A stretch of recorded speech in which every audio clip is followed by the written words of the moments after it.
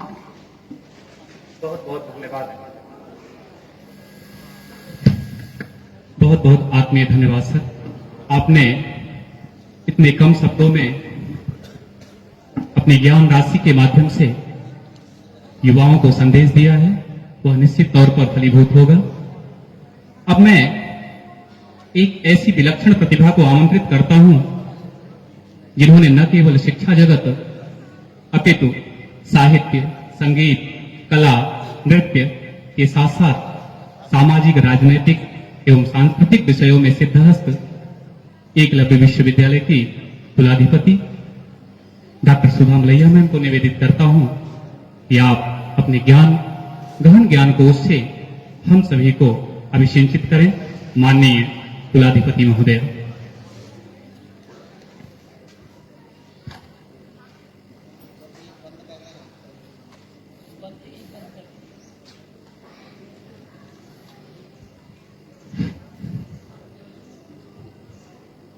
ठीक आएगी, आवाज आ गई।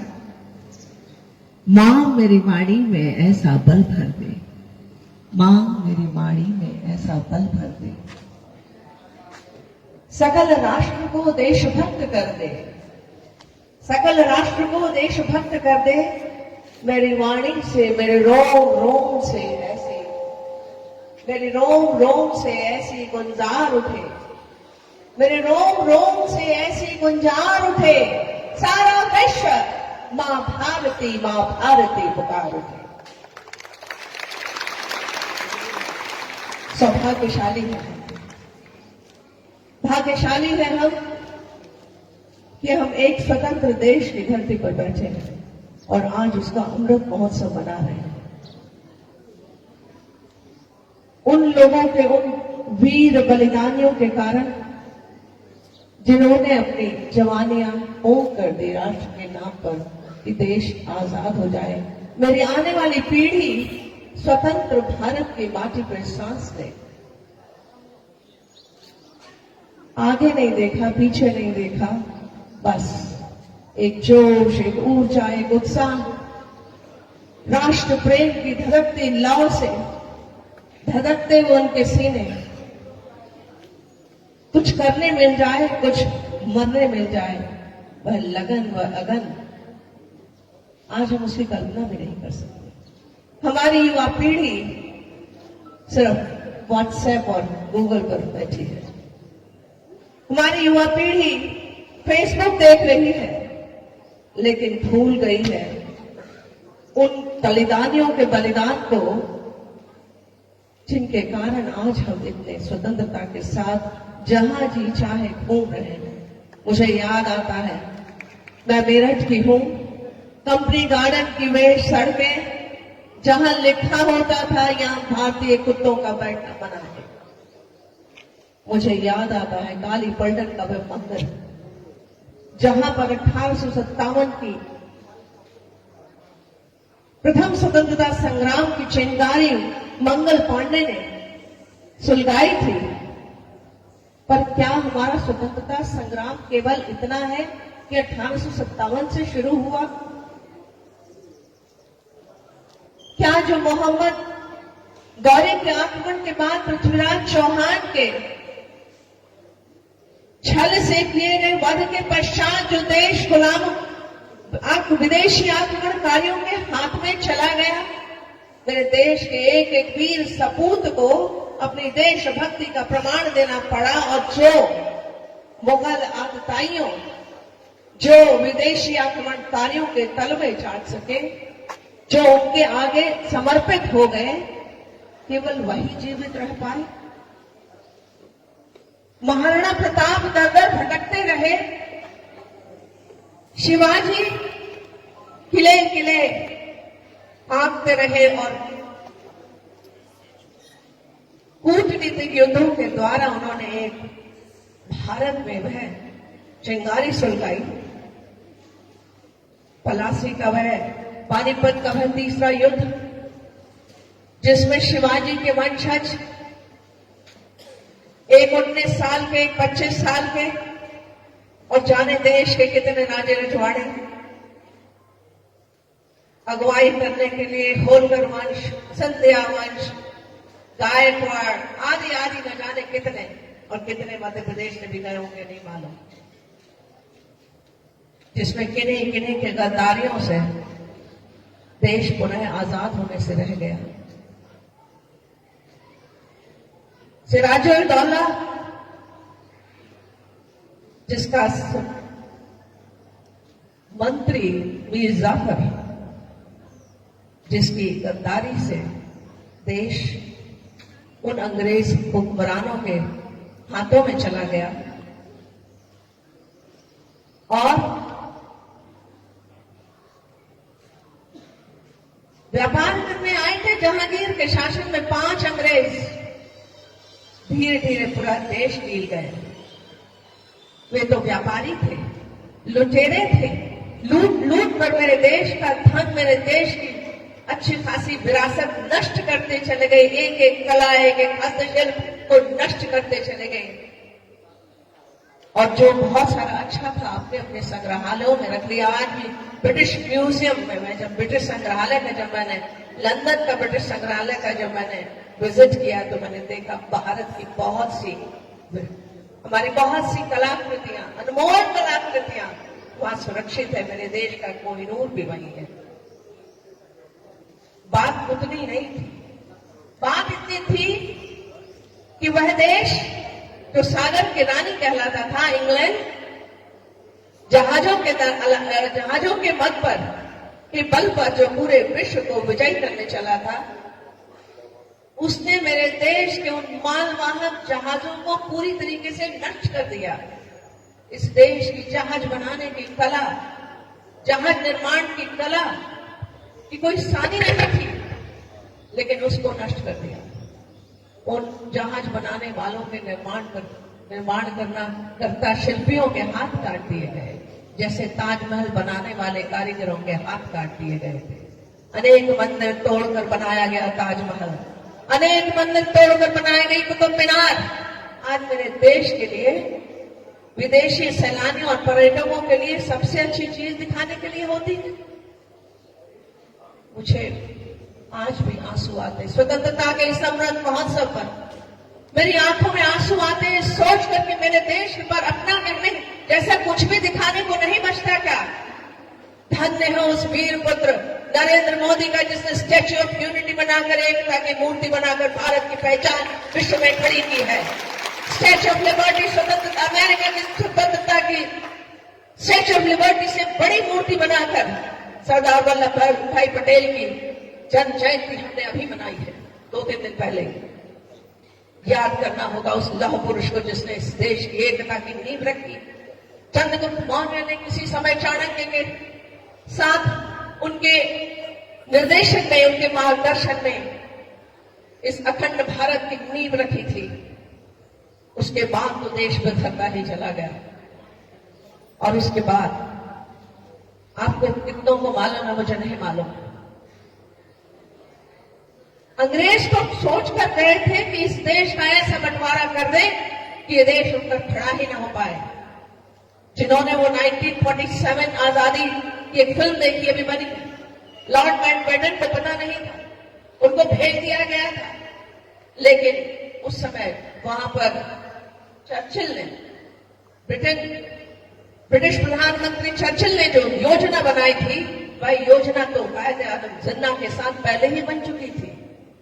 देश की सीधी सीधी लाइन, बंटवारे की लाइन तो पहले ही खींच दी गई थी 1942 में ही, कि यहां से जाएगी और उनमें वो सब सामरिक स्थान से जहां तक उसको समुद्र के पोर्ट मिल सकते थे इंग्लैंड को, जिससे फायदा हो सकता था।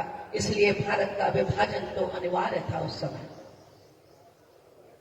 लेकिन बहुत कम लोगों को ये मालूम है कि भारत की पूरी संपत्ति आधी आधी बांट दी गई थी, आधी आधी बांट दी गई थी। यहां तक कि जो वायसराय का भवन था, उसके अंदर रखी हुई एक एक सामग्री, उसका पुस्तकालय, उसकी आधी पुस्तकें पाकिस्तान और आधी पुस्तकें भारत, आधी क्रॉकरी और कटलरी भारत को और आधी क्रॉकरी और कटलरी पाकिस्तान को। इसी प्रकार जितनी भी अंग्रेजों के हाथ में भारत की भूभाग था, उसका आधा आधा हिस्सा किया था, आधा पाकिस्तान को और आधा भारत को। शेष तो राजे रजवाड़े थे। धन्य हो उस महामना सरदार वल्लभ भाई पटेल का, जिसने 375 से ज्यादा 355 रियासतों को मिलाकर इस भारत का भूभाग पाकिस्तान से दुगना कर दिया। अगर आज वो 355 राजे रजवाड़े स्वतंत्र होते तो इस देश की क्या हालत होती हम जान सकते हैं। एक हैदराबाद का निजाम और एक कश्मीर का महाराजा हरि सिंह, जिनका प्रधानमंत्री था शेख अब्दुल्ला, केवल उन दोनों के कारण, इन लोगों के कारण उसको भी वल्लभ भाई पटेल ने कहा सेनाएं भेजनी होंगी हैदराबाद। नेहरू जी उठ गए बैठक में से, आप सांप्रदायिक हैं पटेल जी। मैं सांप्रदायिक, 355 रियासतों को जोड़ने वाला मैं सांप्रदायिक हूं? मैं इस देश के विरुद्ध हूं? देश आपका नहीं है? हैदराबाद हमें बीच में एक और पाकिस्तान चाहिए क्या? एक और पाकिस्तान की जड़ें तो छोड़ गए जवाहरलाल नेहरू जम्मू कश्मीर में। धन्य हो नरेंद्र मोदी का कि उसकी दृढ़ इच्छा संकल्प शक्ति ने 370 धारा हटाकर आज इतने वर्षों के बाद जम्मू कश्मीर को भारत का, भारत के मौलिक मुकुट को भारत का स्थायी हिस्सा बनाकर रख दिया। कम बड़ी बात नहीं है। लोग जरूर मजाक उड़ाते हो आजकल, 56 इंच का सीना वाला ही कर सकता था, लेकिन बहुत कुछ ऐसा है जिसे हम स्मरण नहीं करना चाहते, क्योंकि हमें कराया नहीं था, क्योंकि मेरे देश का इतिहास विकृत करके रख दिया गया है, क्योंकि मेरे देश के इतिहास की पुस्तकों में मोहम्मद गौरी को तो गजनी का शासक और शहंशाह बताया गया है, लेकिन पृथ्वीराज चौहान को कोई राजा बताकर आधे पेज की 6 लाइन भी नहीं देते इतिहास की पुस्तकें। और अकबर तो महान था, जिसके हरम में 500 महिलाएं हमेशा रहती थी। वो तो महान था जिसने दीन इलाही जैसा एक चलाकर, एक दिखाने के लिए, आंखों में धूल झोंकने के लिए एक रिलीजियस टॉलरेंट धार्मिक सहिष्णु राजा की छवि तैयार बनाने की कोशिश करी, लेकिन वो कैसा था वो सब जानते हैं। या हेमू कालानी का याद रखना पड़ेगा, कैसे हेमू का सिर काटा गया, कैसे औरंगजेब जब 14 वर्ष का था तब उसने हेमू का सिर काट, उस समय लड़ाई में हरा नहीं पाया था तो धोखे से उसका सिर काटा था। बाबर, जिसको लोग कहते हैं कि वो बहुत रिलीजियस टॉलरेंट था, Jawaharlal Nehru discovery of India में लिखते हैं बाबर बड़ा गार्डनिंग का शौक रखता था, बड़ा कला प्रिय था। भूल गए जवाहरलाल नेहरू कि इस देश के साथ इतना अधिक अत्याचार अनाचार करने की शुरुआत तो बाबर ने की। राम जन्मभूमि मंदिर ही नहीं तोड़ा, जब राणा कुंभा, जिसको वो हरा नहीं सका था, जब उसको हराया, उसके 4000 सैनिकों ने समर्पण किया। और जब सेना समर्पण कर देती है तो उसको मारा नहीं जाता। उन 4000 सैनिकों के सिरों को काटकर इतनी ऊंची मीनार बनाई उसने। वो बाबर सहिष्णु था, वो कला प्रिय था। मेरे इतिहास की पुस्तकों में अगर ये लिखा है तो मेरे भारत की युवा पीढ़ी इतिहास पढ़ेगी क्या और जानेगी क्या और समझेगी क्या? भारत का इतिहास इन विदेशी आतताइयों ने, आक्रमणकारियों ने, इन लुटेरों ने, व्यापारियों ने बर्बाद किया है। हमारा कर्तव्य है कि हम इतिहास के उन पन्नों को पलटें। युवा पीढ़ी से मैं आग्रह करूंगी कि गूगल देखते देखते, फेसबुक देखते देखते पूरा समय न बिताएं। गूगल में जाएं तो इतिहास को भी देखें, थोड़ा उसकी सच्चाई को जाने, क्योंकि इन वीरों के दम पर जिन्होंने बलिदान किए हम भूल सकते हैं? गुरु तेग बहादुर सिंह के का बलिदान, जिनकी आंखों के सामने उनके दोनों छोटे बालक जलते तवे पर भून दिए गए, तंदूर में झोंक दिए गए और गुरु तेग बहादुर सिंह को जलते तवे पर बिछा दिया गया। हमें केवल अंग्रेजों की गाथा याद नहीं करना, हमें केवल ये याद नहीं करना कि उन्होंने इस देश के साथ क्या क्या किया है। मुझे केवल इतना ही स्मरण नहीं करने की जरूरत है, इस देश की शिक्षा के साथ जो खिलवाड़ अंग्रेजों ने किया है वह अक्षम्य है।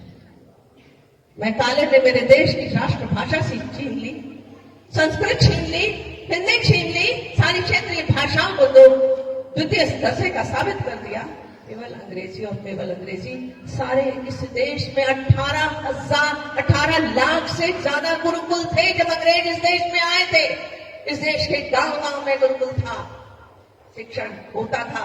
आज हम जरूर कहते हैं कि हमारे शिक्षा का स्तर ये है और यहाँ पर ये है। मेरे देश में तो हर व्यक्ति शिक्षित था। मेरे पिताजी 7वीं कक्षा पास थे, अच्छे से अच्छे इंजीनियर को वो बता देते थे, उनका कायल था अच्छे से अच्छा इंजीनियर उस समय की शिक्षा। लेकिन सारी की सारी शिक्षा गुरुकुल नष्ट कर दिए गए कि एक भी गुरुकुल नहीं रहेगा, केवल वही विद्यालय को मान्यता मिलेगी, उसी शिक्षा को मान्यता मिलेगी, उन्हीं को नौकरी मिलेगी जहां अंग्रेजी पढ़ाई जाएगी। इस देश की शिक्षा के साथ, इस देश की युवा पीढ़ी के साथ आने वाली सदियां, आज हम भी अंग्रेजी माध्यम का स्कूल चला रहे हैं, व्यवस्था है मेरी। हर माँ बाप चाहता है कि अंग्रेजी माध्यम के स्कूलों में हमारे बच्चे पढ़े, विदेश जाएं, ये जाएं, लेकिन मेरे भारत की, मेरे देश की संस्कृति तो ना भूलें। मुझे अफसोस होता है जब एक व्यक्ति को मैं देखती हूँ जो न प्रणाम करता है, न नमस्कार करता है, न चरण स्पर्श करता है, न नमस्ते करता है, न सत श्री अकाल करता है, न जय जिनेन्द्र करता है। वह केवल good afternoon, good morning, good afternoon, good evening करता है।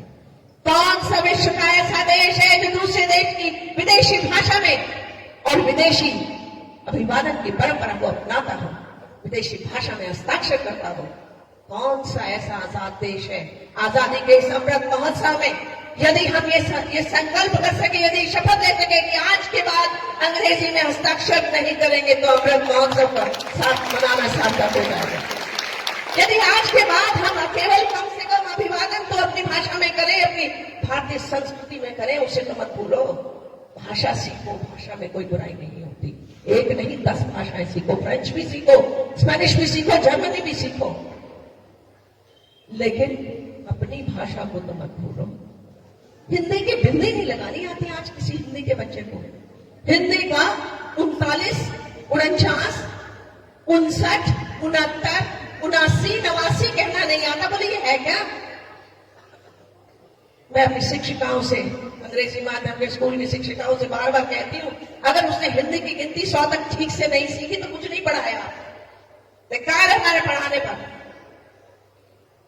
आजादी का अमृत महोत्सव मेरे भारतीय संस्कृति के अपने मूल्यों पर गौरव के साथ मनाया जाना चाहिए।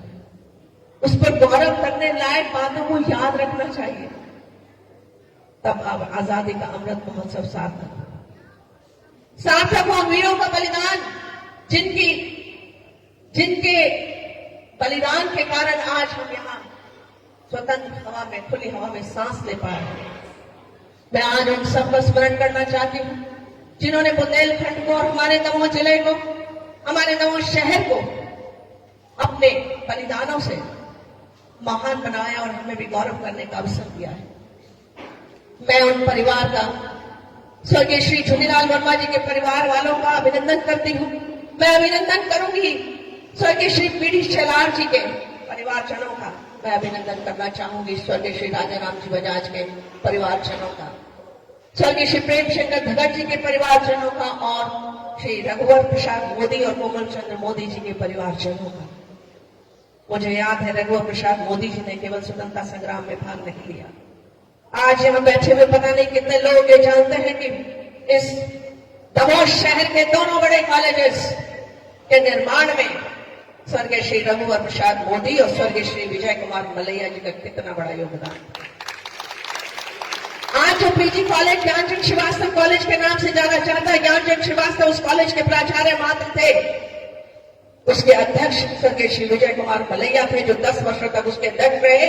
उसी समय जमीन खरीदी गई, उसी समय विद्यालय महाविद्यालय का निर्माण हुआ और बाद में वह सरकार को दे दिया गया। मुक्तांजन श्रीवास्तव जी केवल उसके प्राचार्य माने थे। आज तक किसी ने नहीं सुना होगा कि किसी प्राचार्य के नाम से कोई महाविद्यालय का नाम पड़ा हो और उसके अध्यक्ष का नाम भी कहीं न लिया गया हो।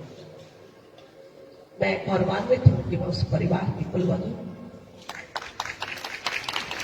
मैं गौरवान्वित हूं कि मैंने रघुवर प्रसाद मोदी जी नन्ना के उस कमला नेहरू कॉलेज जो आज कहलाया जाता है, मैंने उसमें जब मैं कॉलेज गवर्नमेंट ने टेक ओवर नहीं किया था तब मैंने उसमें अपनी मान से भी सेवाएं दी थी।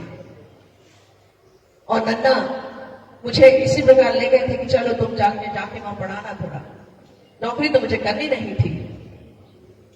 मुझे खुशी होती है याद करके कि मैं नन्ना के उस यज्ञ में थोड़ी आहुति दे सकी, थोड़े ही समय के लिए सकी। आज केवल उनकी साधना को याद करके सिर्फ इतना ही कहना चाहूंगी, साधना की है बेल प्रतिफल, साधना की है बेल प्रतिफल फूलती रहनी चाहिए। वीरों की आराधना, वीरों की आराधना नित्य चलती रहनी चाहिए। दे रहे ये वीर यह संदेश बार बार, दे रहे ये वीर बार बार यह संदेश, मैं रहूं न रहूं, मैं रहूं न रहूं, मेरा देश जीवित रहना चाहिए, फलता फूलता रहना चाहिए। मां तेरा वैभव अमर रहे मां, तेरा वैभव अमर रहे मां, मैं दिन 4 रहूं न रहूं, यही हर वीर की कामना होती है। और तभी तो आज भी हम उनको याद करते हैं। जब भी ये तिरंगा ऊपर जाता है, जब पुरानी फिल्में देखते थे तिरंगा ऊपर जाता था, ब्रिटिश फ्लैग नीचे आता था तो दिल में एक हिलोर उठती थी। देशभक्ति का क्या कोई रंग है, कोई रूप है, कोई आकार है? वह तो एक मां के निष्काम प्रेम के समान, निष्कारण प्रेम के समान उठता है हृदय में, हिलोर लेता है। शायद मुझे कुछ मौका मिल जाए, मैं कुछ देश के काम आ सकूं। हमारे कुलपति महोदय डॉक्टर पवन जैन ने एक सवाल पूछा है, तो राष्ट्रभक्त बनने के लिए हमें क्या करना होगा? हमें क्या करना होगा? ये इससे कोई फर्क नहीं पड़ता कि आप कहां खड़े हो, इससे कोई फर्क नहीं पड़ता कि आप कहां खड़े हो, पथ पर या रथ पर या प्राचीर पर। फर्क इससे पड़ता है कि जहां खड़े हो वहां आप क्या कर रहे हो और वहां से आप देश को क्या दे रहे हो। फर्क तो केवल इससे पड़ता है।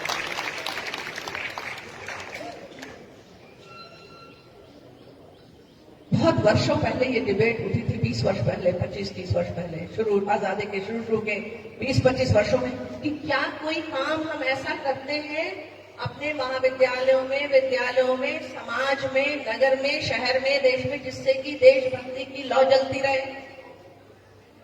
शहीदों ने तो दिया जला के रख दिया, शहीदों ने तो दिया जला के रख दिया कि जो चाहे दिया जला ले और आगे बढ़ चले। हमने क्या किया? अपने अपने दिलों पर हाथ रखकर पूछें, हमने इस देश के लिए क्या किया है? मैं क्या दे पाया हूं और मैं क्या दे सकता हूं? जो जहां है वह जो उसका कर्तव्य पथ है वह उसको भली भांति करता चले और देश प्रेम की लौ को हृदय में जीवित रखे, प्रज्वलित रखे। इतना ही आज इन आजादी के इस अमृत महोत्सव पर कहा जा सकता है। आज बहुत सारे बच्चों ने, हम लोगों ने बहुत सारी प्रतियोगिताएं आयोजित की थी, वाद विवाद प्रतियोगिताएं, रंगोली प्रतियोगिताएं और अन्य अनेक प्रतियोगिताएं। उन सबके पुरस्कार वितरण में मुझे लगता है यहाँ होगा कि आजादी के अमृत महोत्सव के उपलक्ष्य में ये सब प्रतियोगिताएं आयोजित की गई। इसमें सब जिन्होंने भी भागीदारी की और जिन्होंने भी उनको आयोजित किया, उन सब का भी मैं साधुवाद करती हूँ। और मैं अपने उन सारे मेहमानों का जो यहाँ उपस्थित हैं, जो स्वतंत्रता संग्राम सेनानियों के परिवारजन यहाँ आए हैं, मैं उन सब का भी अभिनंदन करती हूँ और उन सब का भी नमस्कार करती हूँ और आप सबका पुनः धन्यवाद करते हुए आभार।